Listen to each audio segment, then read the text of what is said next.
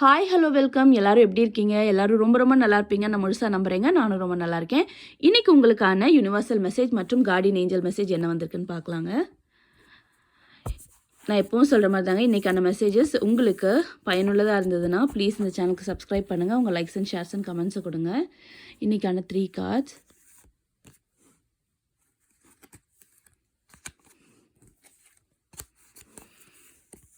Okay, first card வந்திருக்கிறது accomplishment, celebration and completion வந்திருக்குங்க. இந்த கார்டு வந்தாலே நான் சொல்கிறது இதுதான், உங்களுக்கு ஒரு நிறைவான ஒரு மனசுக்கு ஓகே திருப்தியான ஒரு விஷயம் நடக்கும். அது ஒரு நல்ல செலிப்ரேஷன் மொமெண்ட்டாக உங்களுக்கு இருக்கலாம். ஒரு நல்ல அக்கம்ப்ளிஷ்மெண்ட் உங்களுக்கு என்ன சொல்கிறது, நீங்கள் வந்து நிதானமாக இத்தனை நாள் வரைக்கும் ஹார்ட் ஒர்க் பண்ணதுக்கும் பொறுமையாக இருந்ததுக்கும் ஒரு நல்ல பலன் கிடைக்கும். அந்த பலனை உங்களுக்கு வந்து ரொம்ப திருப்திகரமாக இருக்கும். ஓகே, எனக்கு இது போதும், இதுக்கு மேலே என்ன வேணும், நான் நினைக்கிற விஷயம் எனக்கு கிடைச்சிருச்சு, இதுக்கு கீழேயும் வேணாம் இதுக்கு மேலேயும் வேணாம், இது எனக்கு போதும் அப்படின்னு சொல்கிற ஒரு நல்ல விஷயம் நடக்குங்க உங்களுக்கு. அதான் இந்த ஃபர்ஸ்ட் கார்டு சொல்ல வருது. ஒரு கம்ப்ளீஷன், ஒரு நிறைவு கிடைக்கும். ஓகே, இதுக்கு மேலே நம்மளுக்கு எதுவும் தேவையில்லை, இது போதும், நம்ம இவ்வளோ நாள் பண்ண ஹார்ட் ஒர்க்குக்கு நம்மளுக்கு இது கிடைச்சது பெருசு அப்படின்ற மாதிரி ஒரு இது உங்களுக்கு தோணும். அதுவே உங்களுக்கு மனசுக்கு திருப்தியாக இருக்கும். உங்களுக்கு அதை தாண்டி எதையுமே யோசிக்க தோணாது.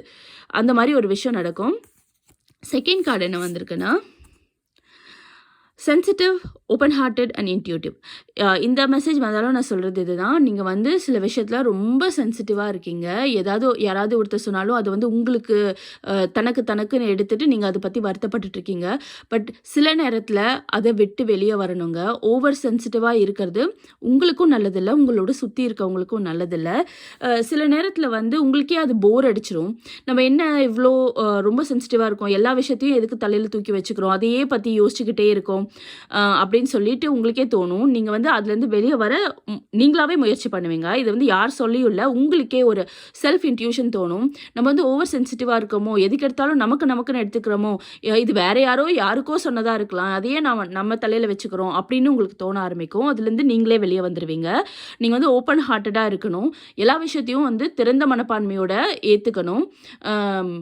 ஓகே, இது நம்ம சொல்கிறாங்களா, இது நம்ம நல்லதுக்காக சொல்கிறாங்கன்னா நம்ம நல்லதுக்காக எடுத்துக்கலாம். இல்லை, இதை நான் அவாய்ட் பண்ணணும், இது எனக்கானது இல்லை அப்படின்னா நீங்கள் அவாய்ட் பண்ணிக்கலாம். எல்லா விஷயத்துலையுமே ஓப்பன் ஹார்ட்டடாக இருங்க. நீங்கள் எடுத்துக்கிற விஷயத்துலையும் நீங்கள் சொல்கிற விஷயத்துலையும் அதே மாதிரி இருங்க. அதே மாதிரி ஒரு விஷயத்தில் நீங்கள் ரொம்ப செல்ஃபிஷாக இருக்கீங்க அப்படின்னு உங்களுக்கே தோணுச்சுன்னா அந்த விஷயத்துலேருந்து வெளியே வாங்க. நீங்கள் உங்களோட செல்ஃப் அனலைஸ் பண்ணும்போது, இந்த விஷயத்தில் நம்ம கொஞ்சம் செல்ஃபிஷாக இருக்கோமோ, நமக்கு என்னோட ஃப்ரெண்ட்ஸ், என்னோட ஃபேமிலி அப்படின்னு இருக்கோமோ அப்படின்னு நினச்சிங்கன்னா அது உங்களுக்கே தோணும், இந்த விஷயத்தில் நம்ம ரொம்ப செல்ஃபிஷாக இருக்கோம்னு சொல்லிட்டு. அந்த மாதிரி விஷயத்துலேருந்து கொஞ்சம் வெளியே வர முயற்சி பண்ணுங்கள். உங்களோட இன்ட்யூஷனாக ஃபாலோ பண்ணுங்கள். உங்கள் மனசாட்சியே உங்களுக்கு சொல்லும், இந்த விஷயத்தில் நீ ரொம்ப சென்சிட்டிவாக இருக்க, இந்த விஷயத்தில் நீங்கள் ரொம்ப செல்ஃபிஷாக இருக்க அப்படின்னாலாம் அது உங்களுக்கு தோண ஆரம்பிக்கும். அது இப்போ இல்லைனாலும் வருங்காலத்தில் தோண ஆரம்பிக்கலாம். எப்போ தோணுதோ அந்த டைமே அதை மாற்றிக்க நீங்கள் முயற்சி பண்ணணும். இல்லை, அது தோணிட்டு போது, நான் செல்ஃபிஷாக தான் இருப்பேன், நான் விஷயங்களை சென்சிட்டிவாக தான் எடுத்துப்பேன் அப்படின்னா அது உங்களோட பர்சனல் சாய்ஸ். பட் எப்போ உங்களுக்கு இந்த மாதிரி தோண ஆரம்பிச்சதோ அப்போவே மாற்றிக்கிட்டிங்கன்னா அது உங்களோட ஃப்யூச்சருக்கு நல்லது. தேர்ட் கார்டு வந்திருக்கிறது ஸ்ட்ரென்த் வந்திருக்குங்க. Courage, compassion and perseverance.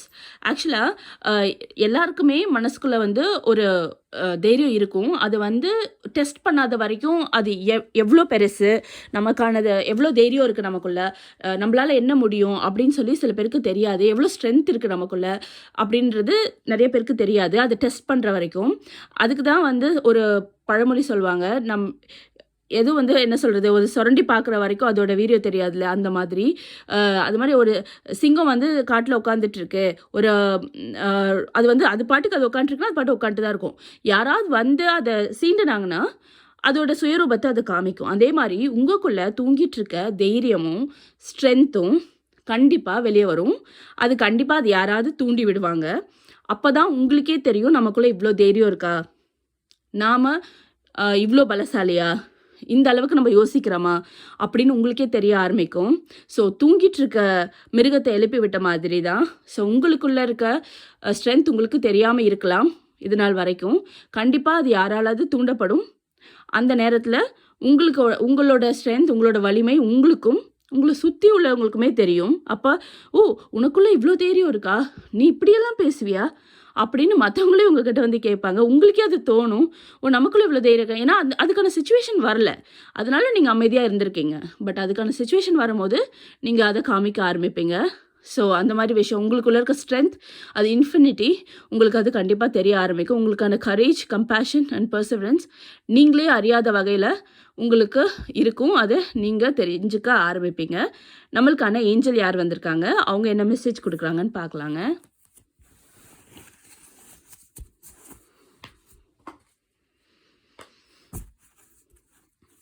எல்லாமே நம்ம எடுத்துக்கிறதுல தாங்க இருக்குது. ஒரு விஷயம் வந்து நம்மளுக்கு பாசிட்டிவாகவும் நெகட்டிவாகவும் எதுவா வேணால் இருக்கலாம். பட் நாம் எடுத்துக்கிறதுன்னு ஒரு விஷயம் இருக்குது.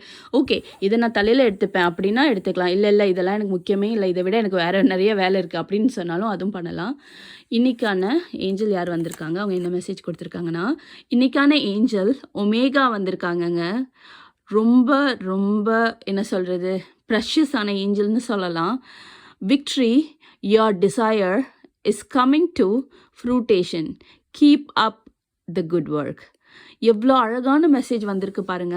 இந்த மெசேஜ் என்ன சொல்கிறது, உங்களோட விக்ட்ரி, உங்களோட வெற்றி, உங்களுக்கு டிசையர் ஆனது அது ஆக்சுவலாக அது ஃப்ரூட்டேஷன் ஆகிடுச்சு. அது வந்து முழுசாகிடுச்சு. பட் உங்களுக்கு அது கண்டிப்பாக கிடைக்கும். நீங்கள் உங்களோட குட் ஒர்க்கை கீப் அப் பண்ணுங்கள். ஸோ ரொம்ப நல்ல மெசேஜ் வந்திருக்கு. இந்த மெசேஜ் ஈஸியாக புரிஞ்சுக்கிற மெசேஜஸ் தான். நீங்கள் உங்களுக்கான ஹார்ட் ஒர்க்கை போட்டுகிட்டே இருக்கீங்க, குட் ஒர்க் பண்ணிகிட்டே இருக்கீங்க. அதுக்கான டிசையரான விக்ட்ரி உங்களுக்கு கண்டிப்பாக கிடைச்சே தீரும். நம்ம எந்த அளவுக்கு நம்ம முயற்சியை போட்டுட்ருக்கோமோ, மற்றவங்க வந்து குட் ஜாப் அப்படின்னு நம்ம தோளில் தட்டி கொடுக்குற அளவுக்கு நம்ம ஒரு விஷயம் செஞ்சுருக்கோம் அப்படின்னு நமக்கே ஒரு பெருமையாக இருக்கும். அந்த மாதிரி விஷயங்கள்லாம் நீங்கள் செஞ்சிகிட்டே இருங்க. உங்களை செய்ய தூண்டும் உங்களுக்குள்ள இருக்க இன்னர் பர்சன். ஸோ அதுக்கான வெற்றியும் உங்களுக்கு வந்து கிடைக்கும். ரொம்ப ரொம்ப நல்ல மெசேஜ் வந்திருக்கு. உங்களுக்கும் உங்களுக்கான வெற்றி தேவைப்பட்டால் நீங்கள் அதுக்கான முயற்சி செஞ்சிட்ருக்கீங்கன்னா கண்டிப்பாக ஏஞ்சல் ஒமேகாவுக்கு தேங்க் பண்ணி கமெண்ட் பண்ணுங்கள். தேங்க்யூ ஸோ மச் ஃபார் வாட்சிங். Have a wonderful beautiful day.